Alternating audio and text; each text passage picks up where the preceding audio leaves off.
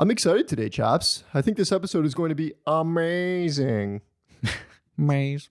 Maze. Stay tuned. We're talking guilty pleasure movies next. Hey, Mom!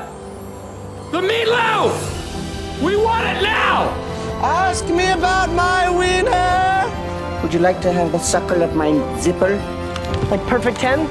Cool beans. Cool beans. And you never once paid for drugs. Yeah, Jamie. We want a shrubbery! Slippy, slappy, slimming, Swanson? I'm a peacock! You gotta let me fly! Shooter! Welcome back to the funniest movie ever. I'm your host, Ripp. Across from me is my co-host, Chaps. Say hi, Chaps. Hello. Fade in. We got two reviews for you today. My guilty pleasure movie and Chaps's. But first, Chaps, how are you? What's new? And what are you watching? I'm good. Not a whole lot is new since we last spoke. What am I watching? Honestly, you're going to laugh at me, but Stranger Things. That's kind of it. My partner and I did volume 1 of season 5. We've watched it twice, all 4 episodes. And now we're rewatching the entire show again before the next batch releases. So it's it. That's all I got going on. I'm not watching anything else other than Stranger Things. At what point do I have to stage an intervention here? Because like we've gone through this entire show how many times?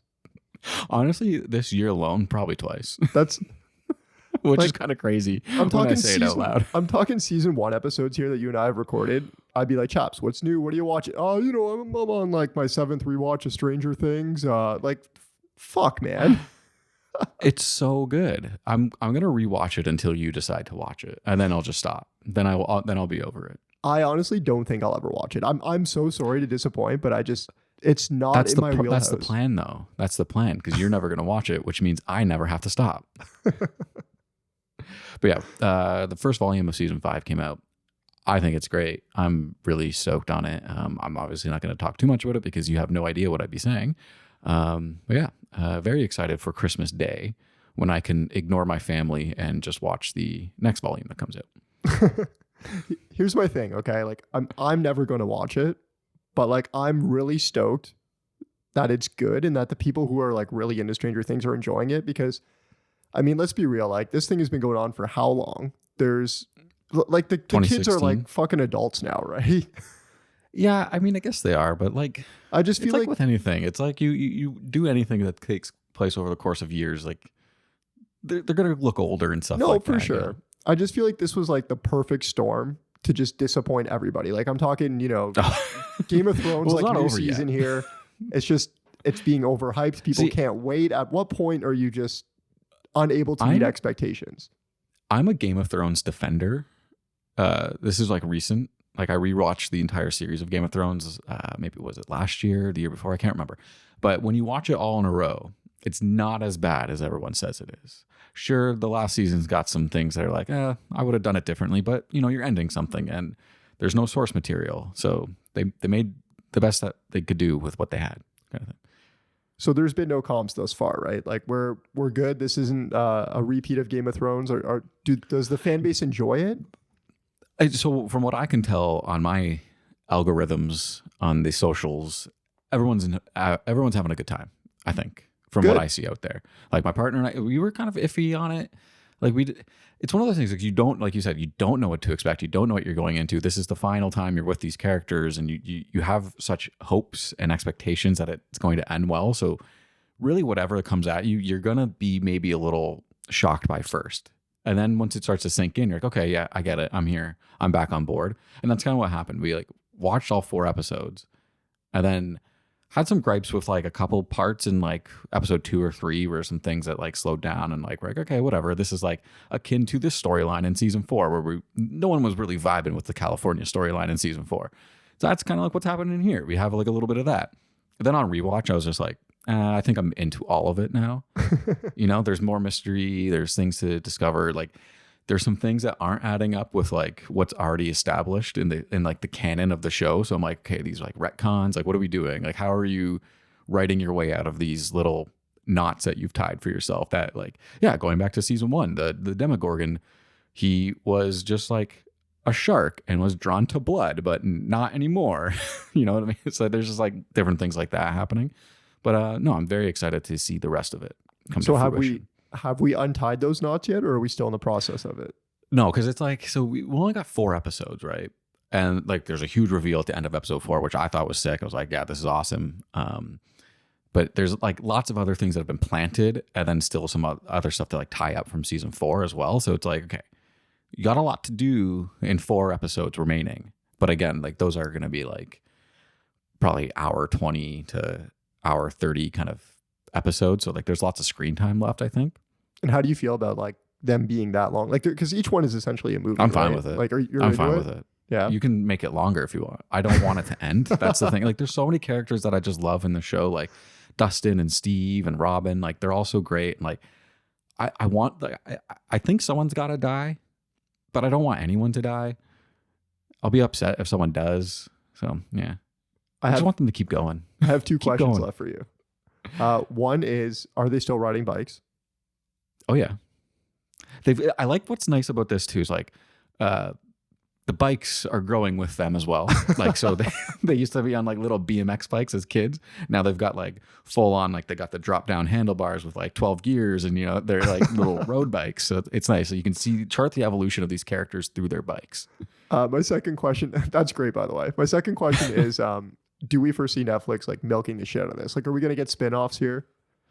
I like, who knows? Like with the whole merger news and WB and all that stuff, like potentially, I just like, do you see an interesting story to tell once it's wrapped up? I guess you can't really decide yet because it's not done, right? Yeah. I've heard they might do some spinoffs of like certain characters that like they could potentially look at what their lives are like afterwards. But the thing is, like the creators of the show are leaving Netflix. Like they've already signed a contract with Paramount. So their next venture, whatever it is going to be at Paramount. So I don't know. It'd be weird. You have to get in new people to kind of continue the story. And like, would it have the same essence? Who knows? Probably not. Yeah. So that's all I've been watching, you know, just trying to get through Stranger Things seasons 1 through 4 and season 5, volume 1 right before Christmas time. So that's what's on my agenda. How about you? What have you been watching? Hell yeah. Can I get you to say Stranger Things new season like 7 more times just for the algorithm? Yeah, the algorithms, the algos. Okay, Stranger Things season 5, volume 1. So you're watching Stranger Things, you said? Yes, that's Stranger Things. Stranger Things. Millie Bobby Brown. There you go. Get it in the transcript. David Harbour. Yes, there you go. Finn Wolfhard. Okay, I guess it's time for a holiday movie marathon check-in. We're going to jump right in here. Yes. Are you ready? We need like a sound effect for this. Like sleigh bells. My Secret Santa. I cannot wait to tell you about this one. Can I guess first? Yeah, like, I would like to guess just based off title. This. Yeah, please. So My Secret Santa, yes. Let me guess, takes place in a small town. It has to do with like, you know, girls going back to her family, and then like a surprise gift ends up on her porch, and it's from her Secret Santa, and the whole mystery is she has to find out who left it there. Am I close? You dumb bitch! You're not even close. Okay, what's it about? I would watch the shit out of that. That sounds great. I know you would. It's so easy to write a Hallmark movie for you. What's the gift? It's like it's a locket that she lost when she was a kid. Yeah, absolutely. You fucking nailed it. No, I actually can't wait to tell you what it's about now. And honestly, go watch it after this. So My Secret Santa is a 2025 Christmas movie. If you don't know anything about this, major spoilers are coming up. Okay. A single mom needs a job so she can enroll her daughter in a prestigious snowboard academy. Oh, sick. Chaps. Chaps. You will never guess what happens next. I have no idea. So she takes a job at the snowboard academy, but not just any job. She fucking Mrs. Doubtfires this shit, fully dresses up as a rosy-cheeked, pot-belly old-ass man and is hired as the resident Santa Claus. I get it now. My Secret Santa Claus. Yeah. Okay. Yeah, there it is. It all makes sense. It gets even zanier. Are you ready? Yeah, Her hit love me. interest. Her love interest is the next in line to inherit this hotel and academy that she is the Santa Claus at. The very That's man brilliant. who hired her, thinking she's an old ass Santa Claus looking motherfucker. Oh no. Wait, so is she like doing double duty where it's like, okay, she's got to wrap up her Santa gig, get out of costume, then go pick up her kid from like snowboarding lessons? Oh, you absolutely know she is. And you just know there's a scene where he invites her to some prestigious ball or something, but Santa Claus is the guest of honor. So how's she going to do this? She's got to be the date and she's got to be Santa Claus. Of We course. love a, run to the bathroom and change and then come back kind of thing, right? This is great. This is genius. I cannot stress enough. This is like a notch above Hot Frosty. This is some zany shit. Is it okay? So because your ranking system was cold to hot frosty, like where are we on the rankings? Oh, this is like a fucking like molten hot lava Frosty. Okay, So this is better than hot frosty, is what you're saying? I think this is better than Hot Frosty. Nice. At this Nice. point, Hot Frosty, the only thing you got going above this is that Hot Frosty is a sick ass name, and My Secret Santa could be about a boring ass locket. It's true. It could be about So- a boring ass lock. So what are we doing here, right? This sounds incredible. I kind of want to watch it. You should watch it. Yeah. Here, I got a perfect date night for you and your partner. Are you ready? Yeah. You're gonna get some edibles. You're gonna buy those Right. Pillsbury Doughboy cookies with the little like Christmas trees or snowmans on them. Yep. Make a whole mess of those, and you're gonna watch My Secret Santa. Okay, perfect. I'm in. Boom. Saturday night. You know what? Hey, order some ramen for dinner. There you go. Hey, how do you know what we're getting for dinner tonight? A warm hug for your tummy. I love that. Okay, I've also watched The Holiday, Charlie Brown Christmas, and Elf. But out of these three, actually, I want to talk to you about Elf. Okay. I want to before you dive into Elf. I know you went to the symphony Charlie Brown. How was that experience? I just want to hear a little bit about it. I did. So my wife, she got me tickets for the Charlie Brown Christmas Toronto Symphony, and we got there, and I was super excited. And the orchestra, the maestro, whatever, he comes out, gets everybody going. I can see the movies like projected up on the screen. I'm stoked.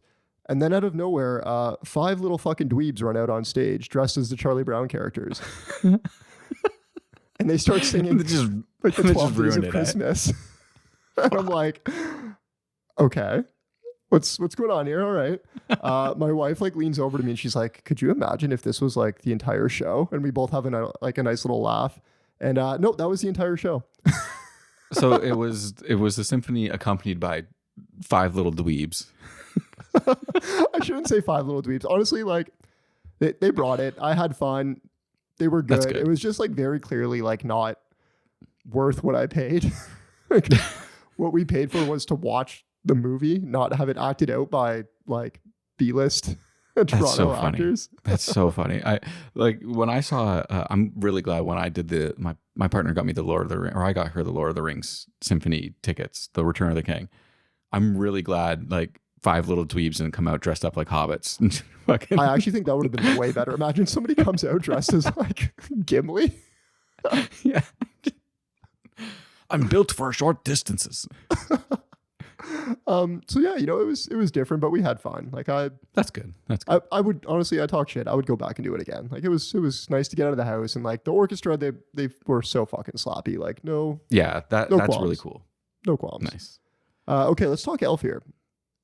Right. So this has been like a Rip household favorite for as long as I can remember. I've noticed the past couple Christmases kind of lost its charm with me. I'm just curious how you feel. It's losing its touch, eh? I haven't seen it in a while, but like I can get that like being the vibe because I feel like it was just so, like you said, like a staple Yeah. for so many years that like seeing it all the time kind of runs out of juice a little bit, like singing loud for all to hear to spread Christmas cheer can only work so many fucking times. I honestly don't know what it is. I can't put my finger on it. Like the wholesomeness, like man-child act that like Will Ferrell's doing, it's not lost on me. I'm still enjoying it, The whole like Zoeey Deschanel, she's like jaded instead of the whole like, wide-eyed Disney princess shtick that she does. Like kind of Right, refreshing, right. but I'm just finding myself like lukewarm on it now. I don't know what it is. I seem to remember my last rewatch of it. I didn't laugh nearly as much as I remember laughing. Yeah. Like it doesn't have like a lot of, it's not a laughs per second kind of Christmas movie. It's more of like like you said, it's got that wholesome little story going on about Buddy finding his dad and stuff. I feel like it used to be a laughs per second movie though now. Like maybe it's just making the transition as I get older. I don't know. Maybe I'm like the really nostalgia is doing a struggling. lot of heavy lifting now. Like who's to say? I'm really struggling to remember some like lines from it. Like nothing's coming to mind. Like other than "Bye, buddy. Hope you find your dad." I was just about to say like the only line Daddy. I hope you find your dad. That's the only line I can think of is that one, and like that's like the beginning of the movie. What I want a movie based on the Central Park Rangers that like show up at the end to fucking take Santa to prison or whatever they're doing. They're introduced as some like hard ass motherfuckers, right? There's a heist film there for sure. Yeah, absolutely. The Central Park Christmas tree heist. All right, let's take our first break, and when we're back, we're talking grown-ups. In 1978, they were the best of friends. Everybody say championship. Now they're getting back together for the first time in over 30 years. Remember the guy I always tell you about, Rob? Of course. Oh, and this must be your mother. My wife. I'm sorry. I'm not. Oh, grody. From Columbia Pictures, they're meeting each other's families. Look at this. Wow! Ooh, a porch swing. I know what I'm doing this weekend. Yeah. Learning about their kids. Mommy, I want some milk. Come here. We'll give you a little something. Your son is so cute. How old is he? 48 months. That's 4. Yeah. And showing them how it's done. That's it. No more video games. No more cell phones from now on. Stay outside and play. What are we supposed to do? You see a rope in a lake and that doesn't make you want to go nuts? Class is in session. Go, baby. Whee!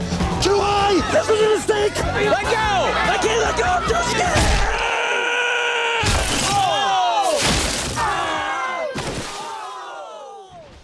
All right, we're back. Here's today's George format. First, we're doing casting credits. Then we're talking grown-ups. We'll break down what makes it my guilty pleasure movie, talk some funny, maybe some fun and games. Who's to say? Then we're diving Reindeer into games. What's that? Reindeer games. Keep the Christmas theme going. Shut the fuck up, Ben Affleck. All right, then we're diving into Chaps' pick, The Mummy. Chaps is going to break that down for you. Then it's Taco Tuesday in Toronto, so we're out of here. Sound good? Yep. Let's go. All right, let's go. Grown-ups. Okay, this movie came out in 2010, so we've actually hit the 15-year anniversary this year. That's pretty crazy? Yeah? That's pretty fun. Yeah, that's a nice little coincidence. We didn't even plan that. That's right? fun. It also makes me feel old as shit, but that's neither here nor there. Okay, yeah, we got it's tough. we got Adam Sandler as Lenny. I'm just gonna say it. He does not look like a Lenny. This is No, well, What are we he's a doing Leonard, right? Kevin James as Lamonsoff. David Spade. that one fits though, It right? does fit. Yeah, Lamonsoff fits. David Spade as Higgins. Chris Rock as Mackenzie, and Rob Schneider as Rob. I like that. Rob Just Schneider is Rob. Yeah, exactly. So those are your big five. Then we have Selma Hayek as Roxanne. We got Maya Rudolph as Deanne. And a whole bunch of fun cameos, including Steve Buscemi, Tim Meadows, and both of Sandler's daughters and his wife. Who do they end up playing in this? We're not doing this. Every single time we do a Sandler I know movie, we do it. his cast, Who? he casts his Tell me. daughters and he casts his wife. And you ask me this every fucking time. Are they like Gary Oldman level actors where I'm just like, they're like disappearing into these roles and I'm not like noticing them every fucking time? His wife plays, I guess, like Bizarro Land Sandler of the other basketball team. She plays his wife. Okay. Yeah. Checks out. Okay, of course, the popular talking point when discussing cast here starts with Kevin James as Lamonsoff. So, rumor has it Sandler first came up with this idea for this movie in the 90s, with Farley cast as Kevin James. Oh, okay. Yeah, sorry, he wasn't going to play Kevin James. He was going to play the role that Kevin James played. Just thank you. That would have been wild. That's not like a completely different movie, but like a bit of a different energy for sure. Yeah, I mean, unfortunately, like I'm not super familiar with like Farley's work outside of Tommy Boy, his like cameo in Billy Madison, and of course the super famous SNL sketches that he was in, the Chippendales. That's right? kind of it. That's all I really am familiar with. Well, I've never seen Beverly Hills Ninja. Have you? I've seen Beverly Hills Ninja, but it's been a very long time. Yeah. And now that I'm remembering, it's pretty funny. There's some good scenes in that movie. Even based on like my familiarity with Farley's work, I have to imagine the group dynamic here changes dramatically with him in it, right? Well, yeah, I'd be curious though, because if that's like from the 90s, I feel like the rest of the cast isn't the same either. Well, I mean, he's always been pretty buddy with those guys, and like from what I've read, it actually is the same cast. Like you have to remember, like he was on SNL with David Spade, Rob Schneider, right? I think Chris Rock. Yeah, I guess that's fair. So I mean, like they all know each other from there, right?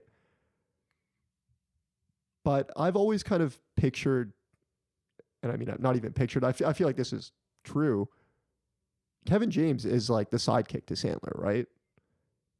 Like he takes the supporting role to heart, whereas I feel Farley's energy is just, it's so infectious. Like it's loud, it's in your face. While he would still be playing like a supporting role, I have to imagine he steals the spotlight every single time he's on camera here, right? Like just imagine him playing basketball. That's totally fair. I get what you're saying, but I know it's not a knock on Kevin James because I think Kevin James does really well in this movie. Yeah, for sure. I think like the way that he is able to just like chameleon into this group of friends, like that's one of the biggest wins of this movie is how you can just see their friendship on the screen. Yeah. And I think that's what makes it such a joy to watch sometimes. It's infectious a bit, For sure. And I mean, I probably should have done a little more research on this. I'm not really sure where the friendship with Sandler comes from, because I mean, this isn't like their only movie together, right? They have a bunch of other movies they do. Chuck and Larry. Chuck and Larry. There's that weird Netflix one where Kevin James is like a spy or something, and Sandler fakes his death. I don't know. Clearly, he fit right into the group, and like the dynamic has been rock solid ever since. But I don't know. I'm personally a bit of a Kevin James fan because I have a soft spot for a King of Queens. Oh yeah, I think the same. Like I really enjoy Kevin James. Like he's great. But I do have to imagine like Grown Ups with Chris Farley it just hits differently, no? I think so. Yeah, like you said, like he'd almost be like competing for the spotlight the whole time, kind of thing, just because of how like over the top of a performer he is. For sure. Like I mean, I just think of the scene. Kevin James is standing up in the canoe and he's trying to take a piss. That's played so much differently with Farley, Oh yeah. Hang on a minute, guys. Looking. I'm trying to piss. Yeah.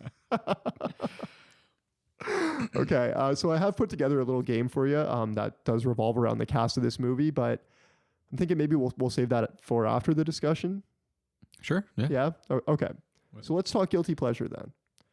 So to me, a guilty pleasure movie can truly be anything. Like I'm not going to gatekeep this concept here. Do it. Like if Schindler's List is your fucking guilty pleasure movie, I mean, it's a little weird, but no judgment here. Okay. Only because you want to make out during it. Seinfeld reference. To me though, a guilty pleasure movie really is all about rewatchability. And this is the kind of movie that requires little to no effort of its viewer. Like it's the best. This is my go-to sick day movie. Like it's my go-to rainy day movie. It's my like Sunday afternoon nap movie, like it's childish. It's objectively bad, but ultimately I'm a sucker for people having fun. Like I just want to watch a bunch of dudes have a good time. I feel like this movie isn't bad. Like I know what you're saying. I get what you mean by it's objectively bad, but like I'm with you. Like it doesn't. It is the perfect Sunday on the couch kind of movie. It's so easy to watch, and just like the joy that these guys have together while they're just like in scenes, like you can just see it. Like it feels like the whole thing is just improv. Yeah. Like it's got like right out like. When they first reunite at the funeral and they got that playful banter and like this sort of ribbing and they're all trying to like one up each other's jokes. Like that's just it. That's just how they probably were as a friend group in the 90s, like when they were coming up together. And it's just fun watching them know like, yeah, we're not doing this maliciously. We're just trying to make each other laugh. Like, how can you make your buddy laugh? And it's so good. It just like comes off the screen. You're like, I want to hang out with these dudes. For sure, right? I mean, it's like the equivalent of having like Daniel Day-Lewis act with 4 other Daniel Day-Lewises. Like the chemistry, like you can't teach that. You know what I mean? It's just so natural. And Paul Dano plays fucking David Spade's character. Paul Dano's not allowed on set. I forgot to mention Tarantino's directing the movie. True. Okay, I do want to talk about the plot for a second because there is some plot. It's loose. Oh yeah. And you know what I like about it is that it's loose. I can nap during it. I can wake up and not miss a single beat. It's exactly what I want in this kind of a movie. Well, I mean, you've also seen it 100 times, so I've also seen it 100 times. So it is for the most part Sandler and the gang fucking around for 90 minutes at a lake house, right? yes. Now, let me tell you why I actually think this is hilarious, like 15 years later. So, on the surface, this movie is everything I just mentioned. However, if you really wanted to dig, I'm confident you could write a thesis on the relatable and thematic undertones of adulting. Okay, go on. Come with me, chaps. Okay. So you got Kevin James. He's financially self-conscious. So, you know, he puts on this whole facade with the rental car and his position at work, right? Yep. We have Chris Rock as a stay-at-home dad. David Spade with his like inability to grow up. Yeah. And Rob Schneider with a much, much older woman. And they threw him another one. He also has estranged daughters. Yeah, 3 of them. Naturally, Sandler is portrayed as, you know, knowing best here, despite him completely undermining his wife the entire movie. It's so funny. He is like just set up as a guy who's like, he's got it all. He's a rich dude from Hollywood. He's an agent. Like he's got money. He's Right, like, he's made it. He's made it in life. I have to Everyone imagine else like sucks except him. I have to imagine he's written as that, but to me, like he totally comes across as an asshole to his wife here. Like, Oh yeah. he cancels the Milan the Milan trip Milan. without anybody knowing, like weeks in advance. He thinks he But knows best about having to connect. He knows. He knows his 'Cause he family knows, right? sucks. But it's like that's not your decision to make, dude. Like you're married. Like you make that as a couple, right? Anyway, Yeah. I think he there's knows that his wife needs the experience of like being at the lake house to get it. Let me pitch But I you agree this, with you. Chaps. No, I agree with you. Could you imagine I fucking took you camping knowing that you hate camping and I'm like, Chaps, you gotta like camping, buddy. Like that's it. I know better than you. Camping's sick. If you took me to a sick lake house, I'd be fine with it. I'd be like, this is tight. Like, why don't you take me here more often? But do you see what I'm saying? Like there's a lot of No, like I get it. really deep like intrapersonal dynamics working here. And a lot of it is, you know, when I saw this in 2010, I was what, like 18? Yeah, and you don't pick up on that stuff back then. Right? But now, you know, as a grown ass man who has to pay a mortgage and shit, I'm like, oh damn, like you guys are all going through it. You guys need this trip more than you realize. The movie's got like it's like you're saying, it's got a lot of like real heart to it. You know, like he's trying to bring his out of touch family down to earth, and like one of the scenes that I really like that like kind of gets the whole heart of the movie going is like the cup phone scene. Yeah. You know, he's like, I want these phones installed into every room, and then you get the whole his wife talking to her daughter through the cup thing about the tooth fairy, and it's all very wholesome. You know, like it's a very nice little learning moment, and it's got charm. You know, it really does. Absolutely. I mean, basically what I'm trying to say here is if you wanted to, you could take this exact setup, right? And you could make this a serious family drama instead of having, you know, Kevin James eat KFC covered in his dead basketball coach's ashes. Like there's multiple movies here based on this concept, whether the plot is, you know, considered loose or not. Yeah. I think like one of my first notes though, like when I first turned this on, I was like, why didn't they just make fucking 7 of these movies? I know they did a second one, but like they need to do more. Just like go to different lake houses. I don't care. Run it back every time. Just like, refresh the jokes and I'm in. I want like a White Lotus version of this movie where they just go to different vacation homes. That'd be amazing, man. I would love that because it's just so good. Like it's really, like I said before, the whole cast just like really enjoying being with each other. Like there's so many times where you can see that Sandler is like about to break in the scene, or he has already broken. Is like he's already like he's laughing, but genuinely, like it's not like acting laughing. He's just like cackling off screen, and it's so good. Absolutely, I could not agree more. It's infectious, right? Like I enjoy seeing other people have fun. Like that's what I want to watch. Yeah. Sue me. Like, tell me I'm like a, what is it? Like a water cooler movie, bro? Like, I don't care, man. Like, it's just like, it's a laughs per second movie. It is what it is. And it's one of those ones too, whenever you go back, you catch new lines, new zingers each time you watch it. Cause like, they're just going a mile a minute. They're just dropping lines. Like everyone's got something funny to say. Like every person on the cast has something good to say. you know what I'm so surprised we've yet to get? Like, Sandler's been doing this for how long? It's well known, like it's a well-known fact in Hollywood that his movies are a blast to work on because, you know, he's an easygoing guy. Everybody's having fun. The laughs are being had. Why hasn't there been like a documentary about him and like this exact setting, you know, filming behind the scenes, like seeing him like walk around, you know, like in Jackass with a hair buzzer clipper, like, you know, getting Kevin James in the back of the head. Like, this is what I want to see. I agree. I think that needs to be made. Like, let's just chronicle every Sandler movie going forward. Just show us what's going on set. Like, your audience is aware, and honestly, Hollywood is aware that you're making movies to just like get your friends paid and go to like sick, lavish places. Like, let us in on that, man. Like, I want to be a part of that. Show us more. If I can't be hired to be on set with you, let me pretend I'm there, right? Yeah, he should do like a lottery. Like every once in a while, like a couple of us normies get to go out. Like, okay, here you go. If you've watched the most minutes of Sandler movies on Netflix, you get to come to his next shoot. All right. So I mean, obviously you've seen this before, but hit me with your thoughts on this as a guilty pleasure movie. Like, does it kind of encompass what you consider a guilty pleasure movie? What worked for you? What doesn't? You know, what stands out? The whole thing works for me. Like, there's like, I've already said almost all of my notes on this movie. Like, the improv, just the chemistry between the cast, everything feeling so natural. It just works. Like, everyone's having fun. And as a guilty pleasure movie, that's like you said, it's just such an easy watch. You just toss it on, and whether you're on your phone or you're cooking dinner or doing whatever in the background, it just you hear these lines. You hear like Chris Rock say something about Toby Bryant, and you're like, oh yeah, it's about the bunions, you know, and like you start laughing. It's like, it's really good, man. It's just, there's so many good parts of this movie too. Like the way it just moves through this sort of weekend with friends, and I always forget it that it's coming. But every time it happens, I die. Like Kevin James in the pool, within the first 5 to 10 minutes of the movie, I always forget that the pool breaks. But every time it breaks, I'm in. Like, it just kills me, man. It's such a good bit. I could talk endlessly about this movie. Kevin James is really hamming it up in this. Like, they've fully gone like, Kevin James, you are the fat guy. You're always hungry and you're clumsy. And sometimes you're like the butt end of the joke. And he's just like, yeah, honestly, you just summed me up, man. I can play that. That's hilarious. And it's a cheap laugh. It's a cheap laugh, but I don't care because I'm enjoying it. Like, it's funny. Like you said, him coming through that pool gets me every time. What's even better too is that, oh, it's your mom on the phone, and like he's like super stoked to go talk to his mom, right?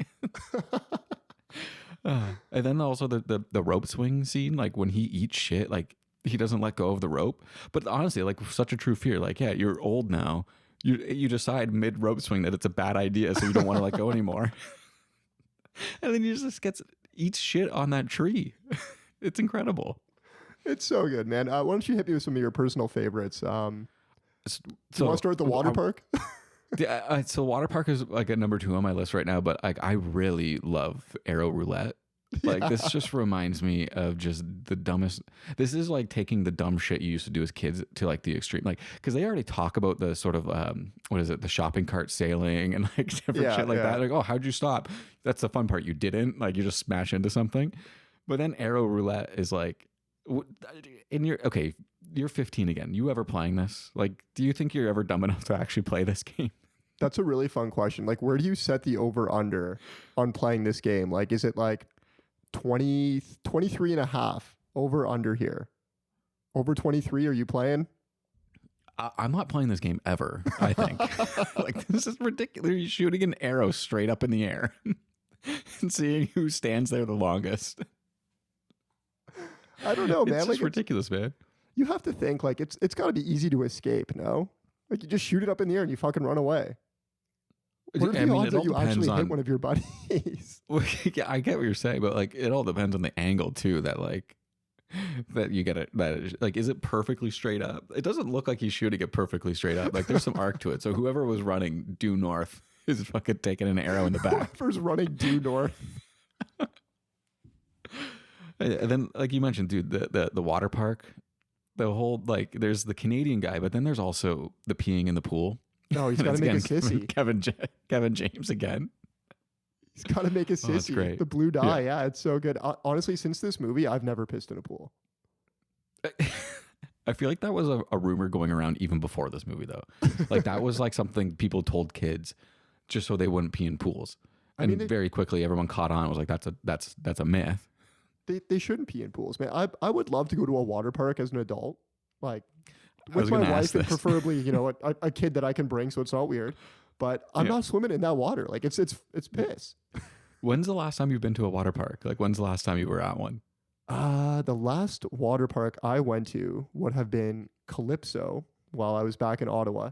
This was a fucking bomb ass water slide. Like it's got one of those water slides that you're whipping down and it uses the momentum to bring you back up. So it's like a hill. Oh, okay. Yeah. And it was I remember distinctly watching like 3 people while I was in line not make the hill back up. Oh no. And they have to like so what happens? I can't remember how there's like a trap door somewhere or something to get you out.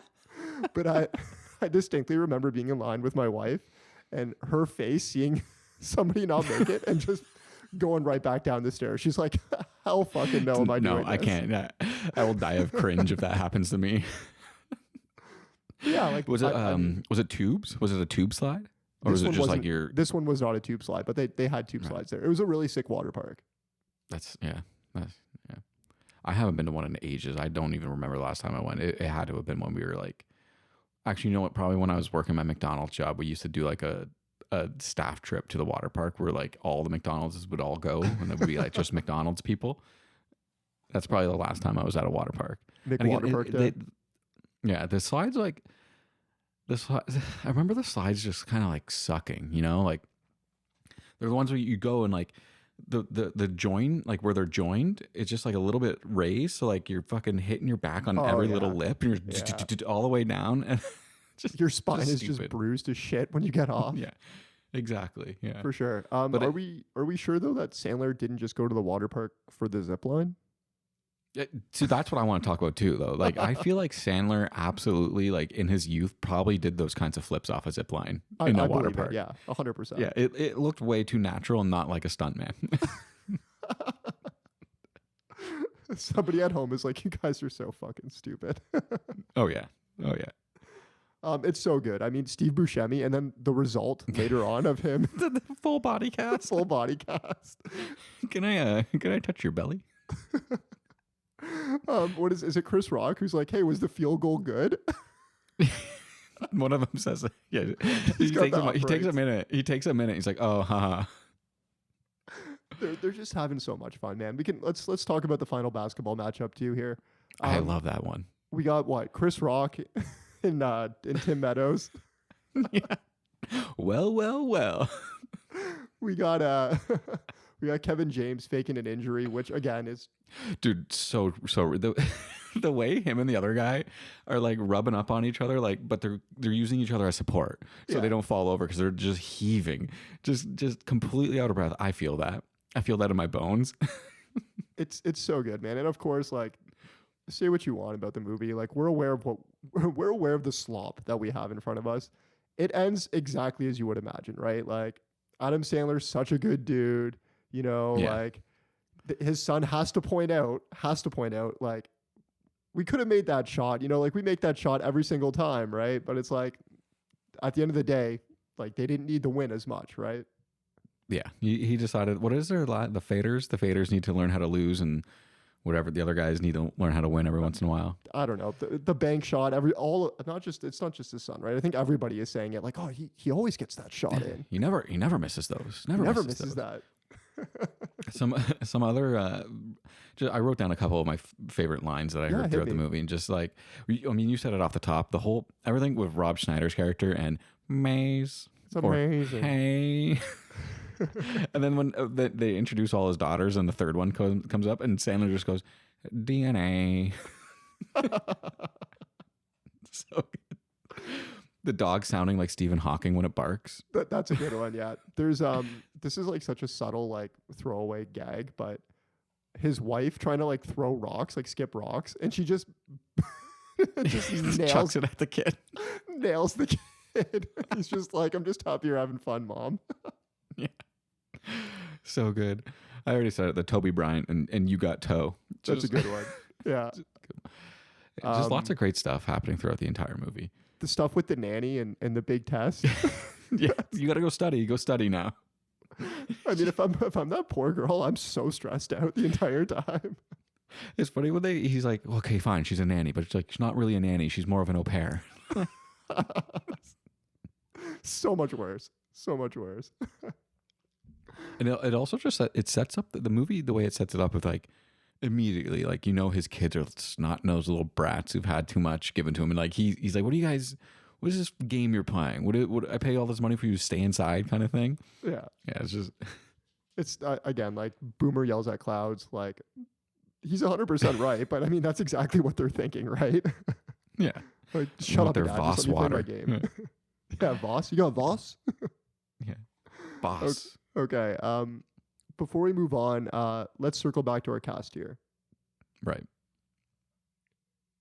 We've shared our thoughts on what works and why. Personally, like, this is a guilty pleasure for me. I think you've agreed it's a guilty pleasure movie for you too. 100%.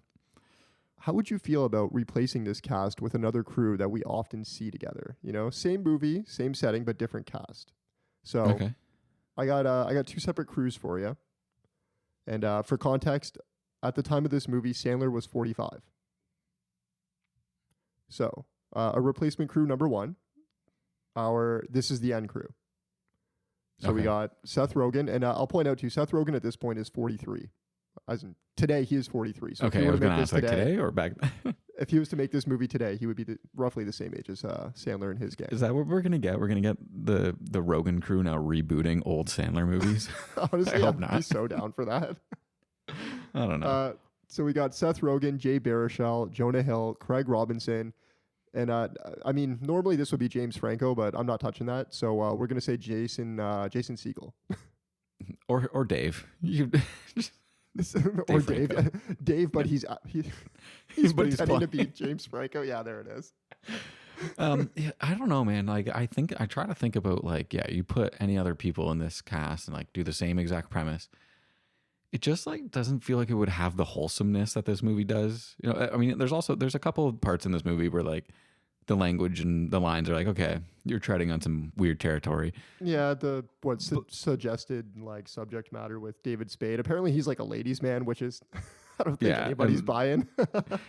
All that stuff, but like, I don't know. There's just like something about this crew specifically that when I compare them to sort of like the Rogan, Jonah Hill crew, those guys don't strike me as much as like the ribbing, the improv kind of guys. They seem very much more like, if it's written, they kill it kind of thing. But like, I don't know, just the naturalness of the other crew just feels so much better to me. Like, I don't think these guys, yeah, exactly. And I just don't think that the other crew would be able to pull off something as like charming. Like it just, that's what it is. At the end of the day, the movie's just kind of charming, you know? And I don't think those other guys have that. I absolutely agree. And you know what? It's true, eh? Like Sandler, you can call it toilet humor because I mean it's a lot of, it kind of is farts, and I think like outside of That's farts My Boy funny. though. Outside of That's My Boy, I mean really like his movies have always had heart and charm first.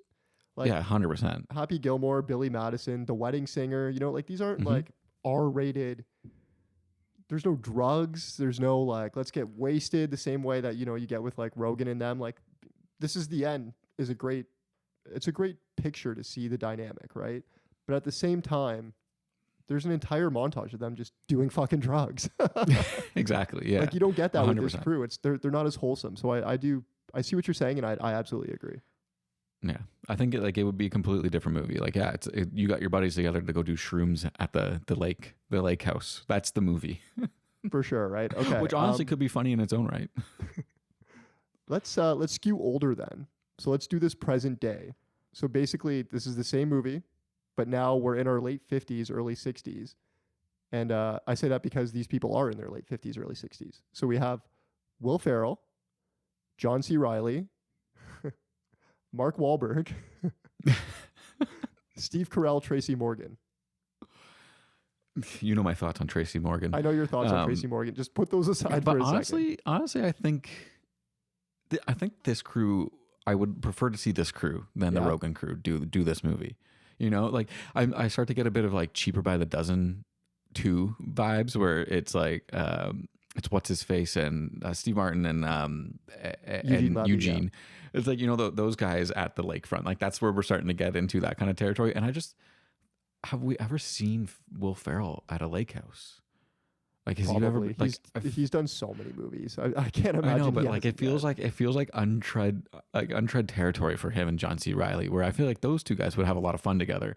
Yeah, just like making fun stuff up there. Absolutely. I mean, Steve Carell, you throw him in the mix. Tracy Morgan. I like the idea of because Mark Wahlberg is like 5 years younger than these guys. Of him not willing to admit his age the same way they are, you know, like they're all down to like go to bed at 9:30 and have a campfire. And he's still kind of like, guys, like, what are you doing? Like, we should be like getting drunk. Like, we should be drinking beers. Where are the beers? Where are the beers? Yeah. What are you doing? Hey, does anybody want to go skiing or jet skiing?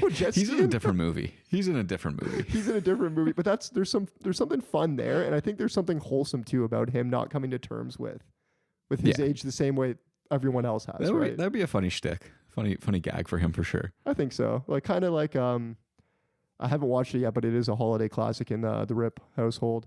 Daddy's Home Too, where you know he thinks he's hot shit, right? But then at the end, Mel Gibson as his dad, right?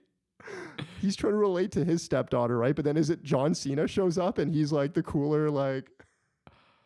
Oh, I thought Daddy's Home Too is where their dads come. It is, right? Yeah. Mel Gibson is Mark Wahlberg's dad. But they get locked in a movie theater and there's an avalanche or something. Yeah, okay, I totally forgot about this. Yeah, I mean, how could you? It's a classic. Yeah. But John Cena comes and we're supposed to believe John Cena is the younger, cooler version of Mark Wahlberg. Right. That's really funny. Any closing thoughts on Grown Ups? Honestly, dude, like I said, I want 7 more just like it. That's all. You guys don't need to go do the whole spy thing or the like Sandler and Jennifer Aniston go on like couples retreats or whatever. Just get the group, go to different vacation destinations and do that. That's it. That's all I want to see. I want Grown Ups 3 through 10 by 2030. Bang them out like seasons of Survivor, you know, give us 2 a year. Exactly. It's not that hard, guys. That would be amazing, 2 a year. All right. What do you say we take a break here and when we're back, we jump into The Mummy? Sounds good. There's something out there. Something underneath that sand. I think this may be the Book of the Dead. You have unleashed the creature that we have feared for more than 3,000 years. Whoa! He will never stop. His powers are growing. This just keeps getting better and better. Did you swim? If the occasion calls for it. It calls for it. Look at that guy.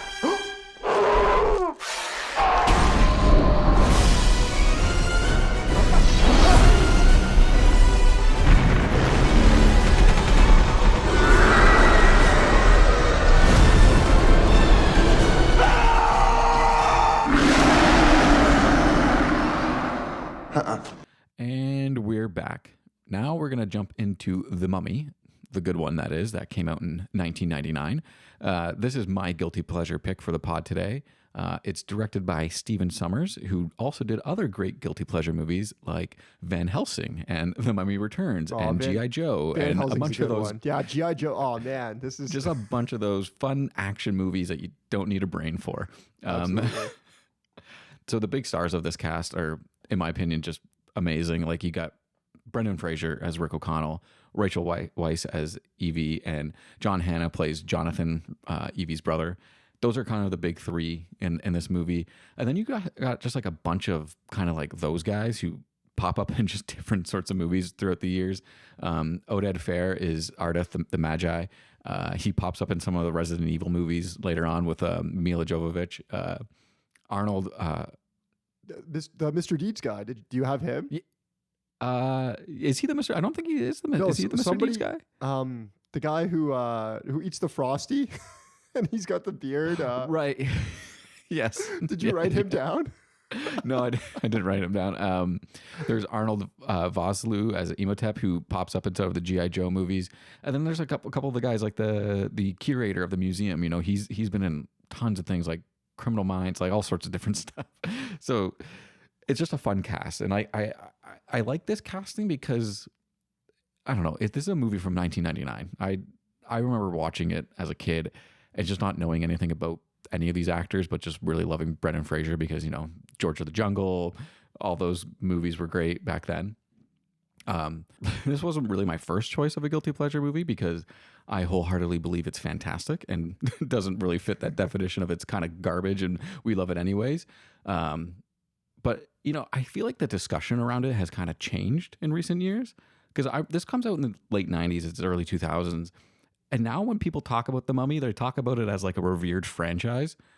I don't remember that being the thing at all, like growing up. Like, I feel like people used to shit on these movies. Am I misremembering this, or is that like, are we experiencing what I would call like the Fraser-sance since he's kind of come back into the limelight? You know, are we experiencing some revisionist history happening with this one? I've always felt that there's a select audience who will fucking die on the hill that this is like a great movie. And then everybody outside of that just finds it like very whelming. Yeah, I'm in the first group there. I mean, I've loved these movies since I saw them as a kid. Like Rip, you know my take on Brendan Fraser. We were robbed of what could have been such an incredible career. I'm really glad that he's back now, but he's exploring more serious stuff and like different roles like that. But you know, like he was really being teed up as that Tom Cruise, Arnold Schwarzenegger style action star, and he had it all. He did his own stunts. He's super handsome and charming. And most of all, he's like 100% believable in all of these roles that he plays. So I just want to get like, what's your take on Brendan Fraser? Where do you stand with him? He's so charming. I mean, you say serious roles, but there's talks about them doing like a reboot of this, no? With Brendan Fraser, and is it Rachel Weisz as well? Yeah, I last I've heard like it's in the works, like they're gonna do it. Okay, so I mean, fingers crossed, right? But you asked me about Brendan Fraser. I feel like we were the perfect age to fall in love with this dude as an actor. Like you said, you listed so many of his movies. I watched a ton of his random shit. Like I'm talking Encino Airheads, Man.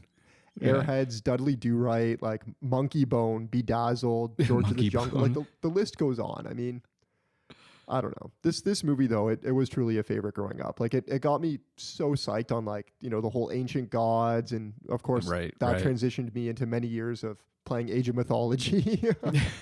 It's perfect, man. Watching the cartoon Mummies Alive, like, and then, you know, much later in life, taking various like classical studies in my undergrad. Like this movie was like a gateway for 10-year-old me. Like I truly feel like we were the perfect age to just embrace this like culture that spun off of it. Yeah, for sure. And like that's like with the whole Brendan Fraser of it all kind of dealt with, like that's also part of it that goes into it being a guilty pleasure for me is like, I'm just utterly fascinated by ancient civilizations, myths, like you kind of said it all, like it opened those doors to like being into this kind of stuff. And like now later in life, like I've listened to the History of Rome podcast like 5 or 6 times, like all through, right? I'm just like really obsessed with this kind of stuff. And then on top of that, it's a treasure hunting adventure. Yeah, 100%. Which is like, how can you not have fun with that? Like that is just such a good time. Like you got you think things like Raiders, Sahara, National Treasure, those Uncharted video games, they're all so appealing because they revolve around this idea of just like discovery, far off places, mysteries, and you're hunting down history and treasure. Like how can you not just be invested in that kind of movie, you know? For sure. I mean, I would love for this whole genre to come back because I do truly miss this so much. And I know they tried with the Tom Holland, Mark Wahlberg, like Uncharted movie. I don't like to talk shit about movies, but that was not it. Like that. No, it did not capture the wholesome, fun essence. Which is a shame because it comes from a video game that has that. Yeah. That has such the DNA of The Mummy and Raiders and National Treasure even in it. There's just, I don't know. Movies today, you can't capture like that vibe back then where, you know, you're sitting there and you're entertained, you got your popcorn, and it's almost like you buy into it. It's like there's a hint of truth hidden somewhere in the movie where you're like, this could really happen. Like this treasure could really be out there. I'm buying into it, right? But like watching, you know, Tom Holland like run around the sewers of Rome or wherever the hell that movie takes place, I'm like, this is so bullshit. Like it just see, and that's the other thing too is like, a lot of these movies from back in the day are shot on locations, right?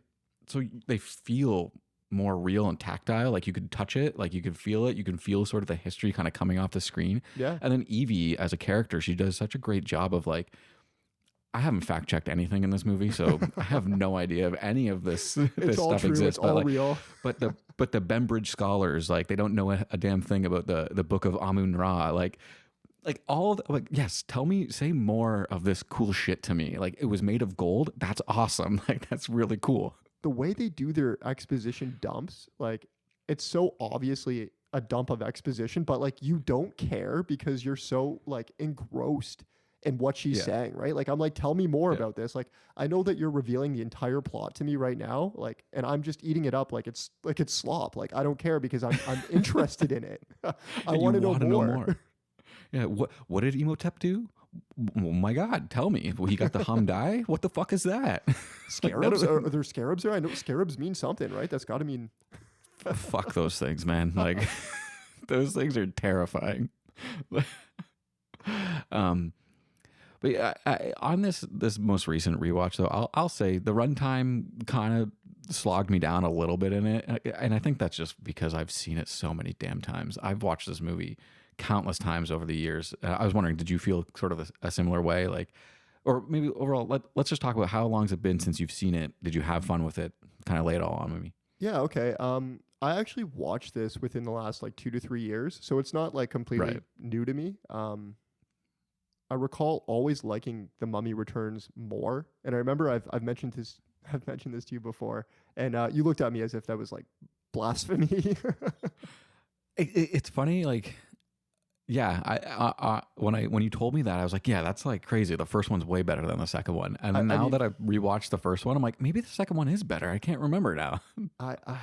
I also would have been like 10 years old when I last saw The Mummy Returns, so I don't know if that rings true. That's my personal like recollection.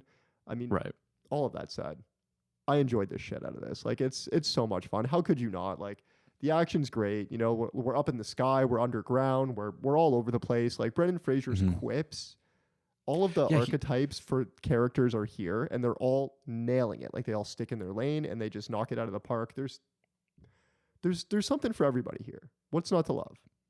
No, I totally agree. And like you mentioned it, like O'Connell, like he gets lots of one-liners that feel like Arnold one-liners, but because he can actually act, they just work so much better in the movie. They just feel like you're like, oh my God, Rick O'Connell's the coolest guy ever. Like, he's just awesome. Like there's so many parts that just kind of build up this sort of mythology of him, of the character of Rick O'Connell, like on the boat, you know, where they get into the gunfight with the Magi, and he's like sitting there reloading his gun, and bullets are landing closer and closer to his head, and he's not budging. Evie has to pull him out of the way, and then he's like, oh, okay, and then just goes off and shoots some more guys. It's and their chemistry is great too. Like everybody is just, it's a cohesive cast. I'm gonna say that again. It's a cohesive cast. No, for sure. Let's chat a little bit about some of the characters. Like we've talked a bit about O'Connell and Evie being so. O'Connell's the brawn, you know, he's the one that's going to get everyone through this safely. Evie's the brains of the operation. But let's talk about some of the side characters, because I think this movie's got some great ones. Like, what do you think of Benny? You know, O'Connell's weasel of a friend who ends up helping Imhotep. What do you think of this guy? Okay, first of all, before we even get into him, if we're going to talk side characters, we got to mention Patricia Velasquez, the Pharaoh's mistress. Okay, it's 1999. This unlocked something in Little Ripp. And I know it unlocked something in Little Chaps too. I don't know what was going on, but goddamn, I'll just leave it at that. Is that a dress? Is that body paint? What is that? What's happening here? Mom, don't come in.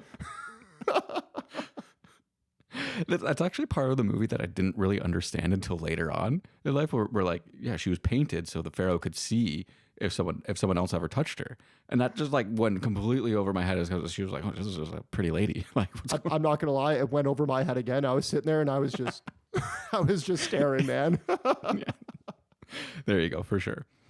But let's bring it back to Imhotep's little weasel sidekick, Benny. Like this guy, let's talk like of an all-time character actor. Like, just give me your thoughts on him. It's so good, dude. Like that, his whole shtick, like he looks the part. You know what I mean? Right. Yeah, he looks like a weasel.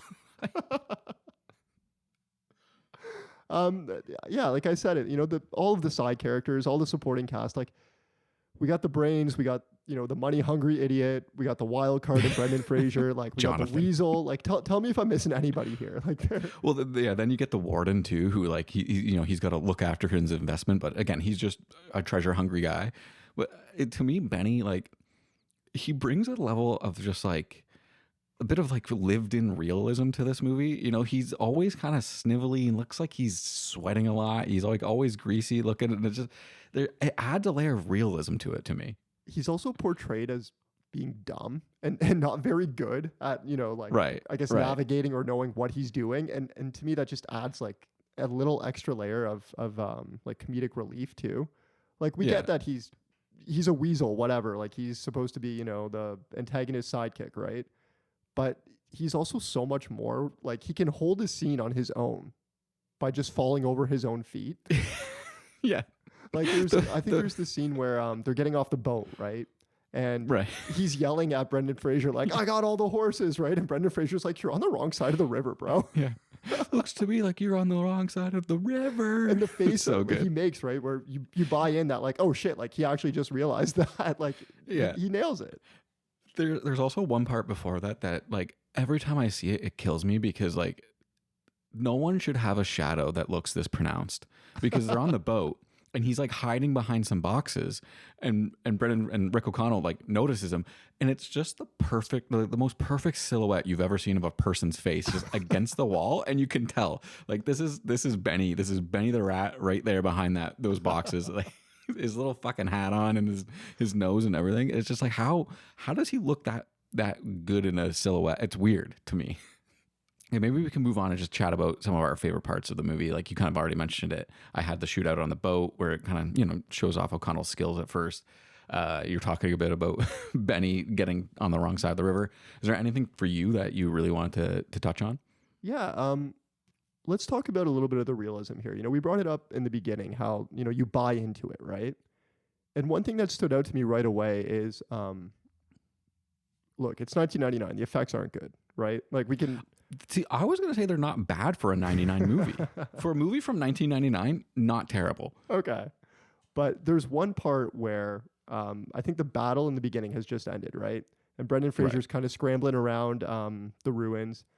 And the sand just kind of comes up out of the ground, right? And it head fakes him a bit. He's like, "Oh fuck!" Like, I don't know what that is, but I don't know. It's just like it's a practical effect that just made me buy into like what's going on. Like just based on that, you're like, "Oh shit!" He stumbled upon something he wasn't supposed to. Bad vibes there. This is gonna come back, and it doesn't feel cheap. Like it feels real, and because it feels real and it feels authentic, it makes you buy into the movie, right? Like. It's not polished like the garbage that we get nowadays. And I think, I don't know, it's just a cool scene. the practicality, like you said, the practicality of it too, because they mix the practical sort of the sand's flowing up in the air and like it looks like something's underground really controlling it. And then Imhotep's face sort of like reveals itself in the sand. But that's CGI. But again, like it combined with the practical, it really works. It makes you buy in more, right? Like I don't feel cheated as the audience. I mean, I also mentioned him flying the plane. Like I love this. It's so good. With Winston, Captain Winston of the Royal Air Force, who wants to go die with his buddies. We got a little bit of everything here, Like we're in boats, we're in planes, we're underground. Like I love this. You know me. I love multiple vehicle fight scenes. What's great about the plane too is like so Brendan Fraser gets the only other seat on the plane, and then Jonathan and the Magi guy are just strapped. They're just like taped them to the wings, just holding on for dear life. It's so good. One of the other things I want to talk a bit about too that really kind of just elevates the mystery and intrigue and just sort of the ancientness of the movie is the score. Like how great is the score where when the sun is rising in the desert to finally reveal that lost city of Hamunaptra, and you kind of get the score crescendos, and now you're about to go explore some tombs. Like it's such a good moment in the movie. Listen, I'm not like a big score guy. Like I know your household names, but like this did kind of remind me a bit of like John Williams. Mm-hmm. I don't know if you felt that as well. Yeah, well, it's just because the way it's like classical, right? So it matches the vibe and tone of the movie so well. It makes you want to go gallivanting in ancient tombs. It does. I never would, but it absolutely does. One of my questions for you was like, odds you're going to go exploring some ancient tomb where they prepped you for the afterlife. Are you in or out? Dude, I'm such a puss. Like, there's no fucking way you'd catch me doing that, man. My wife and I, we went to Paris a couple of years ago, and what's that tour you can do of like the catacombs or something? Yeah, the catacombs. And, like, no. That shit seems scary as fuck. Like, I'm not going to lie. Like, I've seen pictures of the catacombs, and it's like, who wants to go down there? It's just all bones. It's just... it's all bones. It's all bones, man. Like, what are you doing down there? The problem with me is my fears are so irrational where I'm not thinking like, oh, you know, I don't know. Like, I'm going to be like claustrophobic if I go down there. Instead, my train of thought is like, what if I get the one tour guy who is either new or decides to show up drunk that day and he gets me lost down there and then I die because I can never get out. That's not like, that doesn't seem irrational to me, especially with the catacombs of Paris, because people get lost down there. Like, that's like a thing that happens because they're so go without like guides, right? Well, yeah, you shouldn't do that, but like it doesn't seem that irrational when you think about it, you know. Thank you. My fear on the other hand is that I'm going to go to some ancient tomb in Egypt and there's going to be those goddamn scarab beetles. That's so scary. Dude, they're terrifying. Just flesh-eating beetles. Who wants that? What got me was I can't imagine a scenario where I'm an experienced treasure hunter or a historian or whatever the hell Evie is, and I see a librarian. A librarian. She says it proudly at one point. A librariologist. And I see a big book that's definitely full of spells. It's also called the Book of the Dead. Yeah, like what are we doing here? What are we doing here? There's zero chance I'm gonna try and speak this language without knowing what I'm speaking into existence. You know. Well, it's like the one guy said. He wakes up and he says, "You mustn't read from the book." He was not wrong. Seems like common sense. I don't even have to be an expert, and I know that. You know. So that leads into a couple of some of my favorite scenes. Is when you first get to Hamunaptra, when you return back to Hamunaptra, and Evie's kind of telling you all the history stuff and saying that if the mummy is ever released, he's going to bring with him the 12 plagues of Egypt. Yeah. This just screams like, don't do it. Don't open this thing.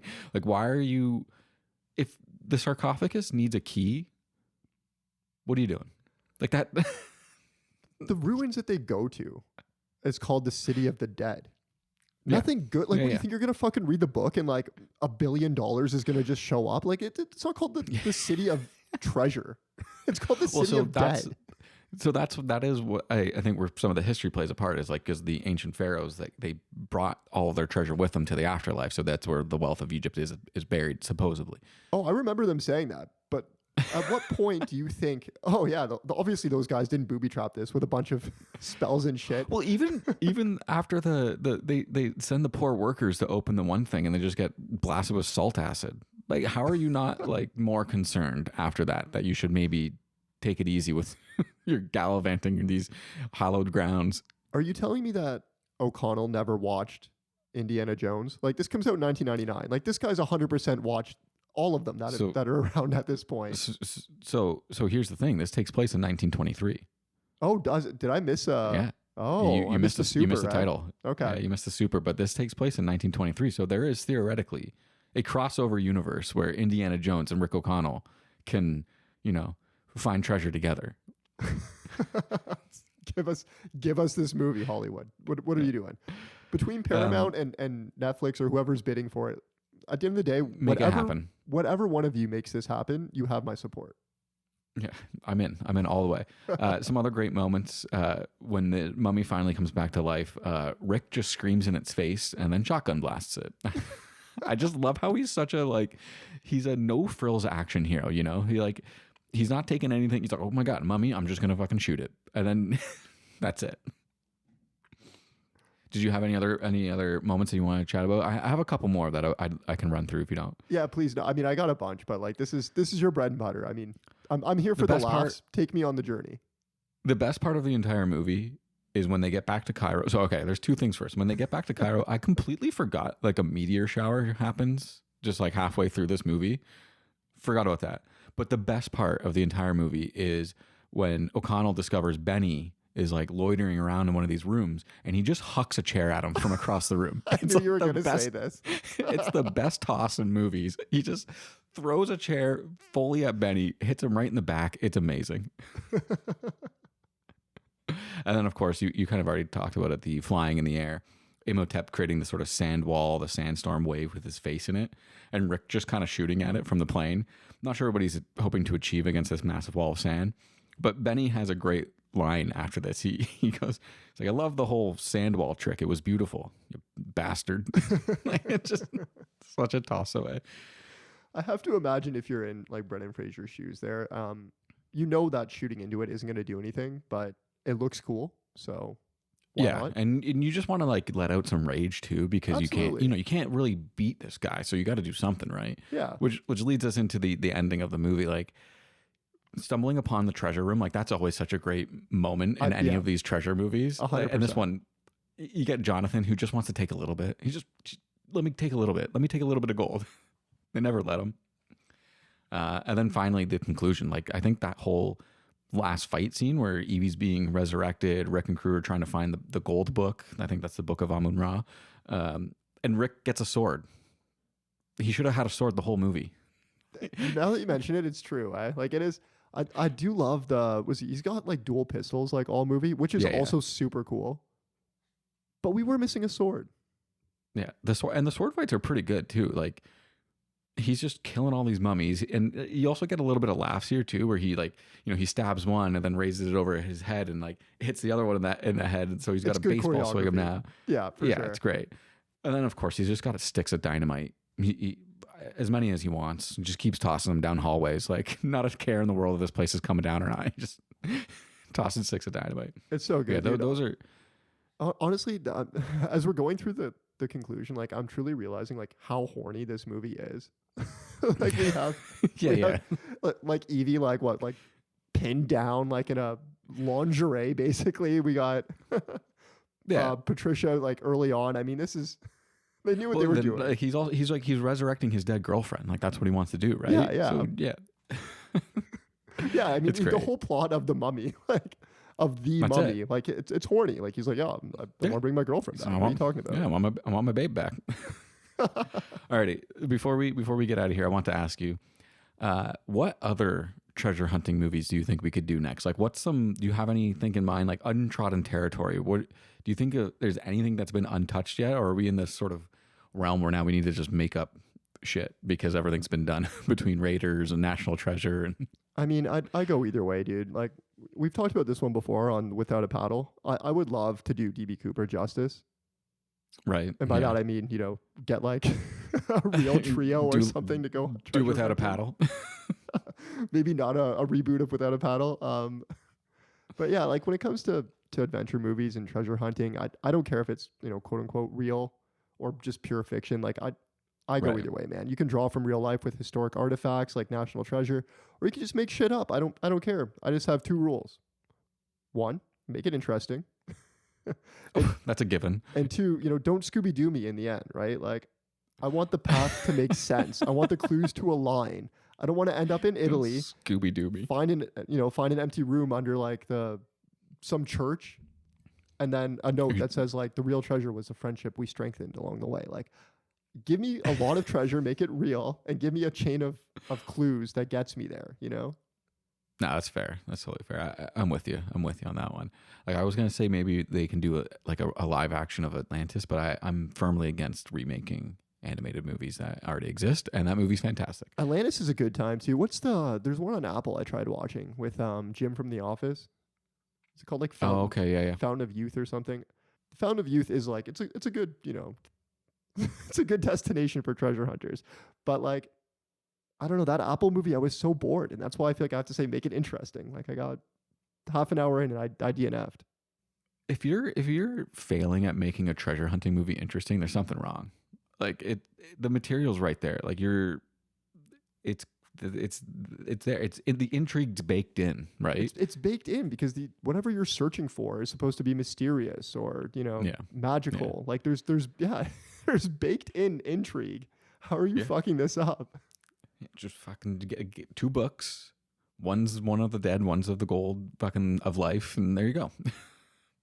I think too, after, this discussion we've just had talking about Brendan Fraser, and then, you mentioned some of the other actors who've done like these stereotypical adventure movies, whether it's Nick Cage, Tom Holland, and Mark Wahlberg. McConaughey. Jim from The Office, McConaughey. Like, I think you can separate the quality of movie alone, based alone on the lead, right? Nicolas Cage is like perfect for this kind of a movie because he's fucking nuts. Dude, he's like Matthew he McConaughey has half of these artifacts at home. Matthew McConaughey, perfect for this movie because like he's kind of like a strange dude. Like he's a bit of a beach bum. Yeah. He's kind of a weird guy, right? What the fuck about Mark Wahlberg screams treasure? The casting of those Uncharted movies is just completely wrong, just way off. Like, I love Tom Holland and other things, but just so wrong for the Nathan Drake role, on so many levels. It makes no sense.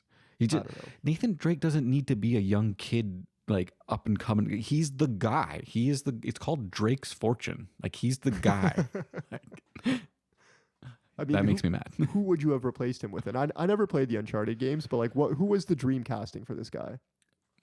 Honestly, like, I don't know who you would do. Like, a lot of people said Nathan Fillion, but that was like ages ago, like when the first game came out, which could have worked. Like Nathan Fillion coming off of Firefly, off of that sci-fi show where he kind of had a bit of that ruggedness kind of adventure in him. I don't know if he'd be able to do it now.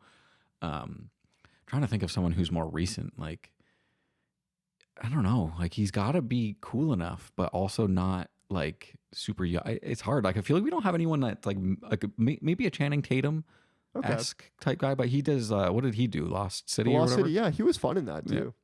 Yeah, but I don't know. It's hard. It's hard to say. Like, I don't know.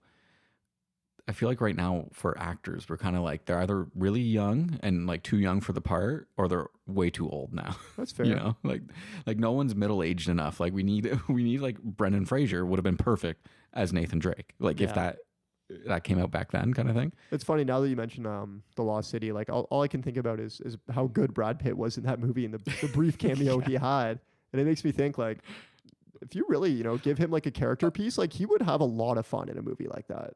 A Brad Pitt treasure hunting movie would be sick. Sign me up. I'd be all in on that. Alrighty, that brings us to the end of this one. Stay tuned to the feed for some more off-season content as we continue to plan season 3.